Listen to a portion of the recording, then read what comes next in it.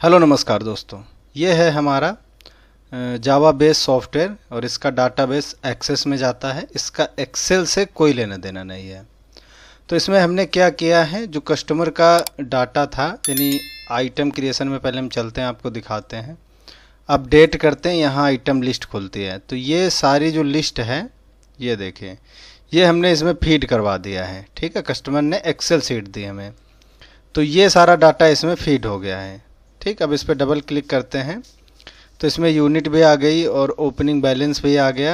ठीक है, purchase rate भी आ गया। सेल रेट डाल के आप अपडेट भी कर सकते हैं इसको। तो सबसे पहले ये काम हो गया है आइटम क्रिएशन का। दूसरा क्या है, इसमें ओपनिंग बैलेंस पड़ गया। तो हम जब रिपोर्ट में जाके, स्टॉक रिपोर्ट में इतनी सारी रिपोर्टें आएंगी। स्टॉक रिपोर्ट है, स्टॉक रिपोर्ट पीरियोडिक है यानी कब से कब तक देखना है, तो ये रिपोर्ट। अभी हम स्टॉक रिपोर्ट देखते हैं। तो यहाँ से हम पहले सिलेक्ट करेंगे ग्रुप में हमने यहाँ पर टायर रखा है। जैसे ही टायर पे क्लिक करेंगे सारे आइटम खुल जाएंगे, सारे सिलेक्ट कर लेते हैं। क्रिएट रिपोर्ट पे देखेंगे तो हमें क्या दिखाई देगा, थोड़ी देर में रिपोर्ट क्रिएट हो जाएगी प्रोसेस होने के बाद। तो ये अभी प्रोसेस ही हो रहा है क्योंकि आइटम हमारे ज़्यादा हैं। हाँ, ये हो गया। अब इसमें क्या है, एक तरफ सीरियल नंबर है, आइटम नेम है और क्वांटिटी है। क्वांटिटी मतलब जितना हमारे पास स्टॉक है वो आएगा। तो वो जो है यहाँ से क्या है, ओपनिंग बैलेंस आ रहा है, ये इतना स्टॉक है हमारे पास। अगर यही चीज़ हम रिपोर्ट में आके और स्टॉक रिपोर्ट में आके पीरियड वाइज देखेंगे, यहाँ फिनिश स्टॉक डालेंगे, टायर डालेंगे, सेम टू सेम वैसे ही जैसे वो रिपोर्ट हमने जनरेट की।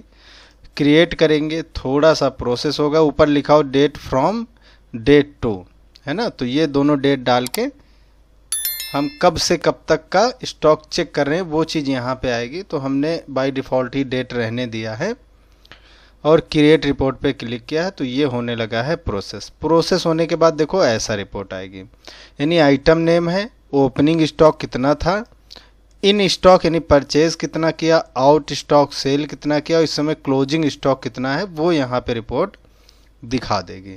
तो ये तो हो गई हमारी स्टॉक की रिपोर्ट। इसमें और भी सारी हैं, स्टोर वाइज भी है, मिनिमम स्टॉक रिपोर्ट है, आइटम वाइज फ्लो है, मतलब सारा कुछ है। अकाउंट में देखिए सारी इतनी सारी रिपोर्टें हैं। उसके बाद हम चलते हैं सेल में चलते हैं। तो पहले कस्टमर का नाम डालेंगे। ठीक है, यहाँ पे सेल्स काउंट सेलेक्ट करेंगे। दो चीज़ें हो गई। अब इसमें है बार कोड, यानी इसमें लिखा हुआ बार कोड, तो आइटम कोड इसमें पड़ेगी। तो T001, तो इसमें कुछ नहीं है। पहले हम आइटम क्रिएशन में एक आइटम देखते हैं। हाँ, इसमें है कोड TM001। तो ये क्या होगा, यहाँ पे हम जैसे लिखेंगे TM001 वैसे ही आइटम अपने आप आ जाएगी। नरेशन में आप कुछ भी डाल सकते हैं, कोई साइज डालना है, कोई कुछ भी डालना है। ये बाय डिफ़ॉल्ट सर्च से नहीं आएगा, आप डालोगे तो बिल पे आ जाएगा, हम नहीं डालते हैं। अब क्वांटिटी इसमें हम डालते हैं 10 पीस। इंटर करते हैं तो मैसेज देगा currently you are having zero stock, इसका जीरो है। तो TM002 लिख लेते हैं और यहाँ से 10 पीस। तो इसका देखो क्या लिख के आ रहा है, currently you are having 6 as stock, यानी 6 पीस हैं, आप 10 डाल रहे हैं। अगर 6 के अंदर डालेंगे, जैसे 5 डालेंगे तो कुछ मैसेज नहीं देगा क्योंकि 6 तो है ही हमारे पास। 6 डालेंगे तब भी नहीं देगा। 7 डालेंगे तो मैसेज आएगा कि 6 स्टॉक आप 7 बना रहे हैं, फिर भी बन जाएगा आपका बिल।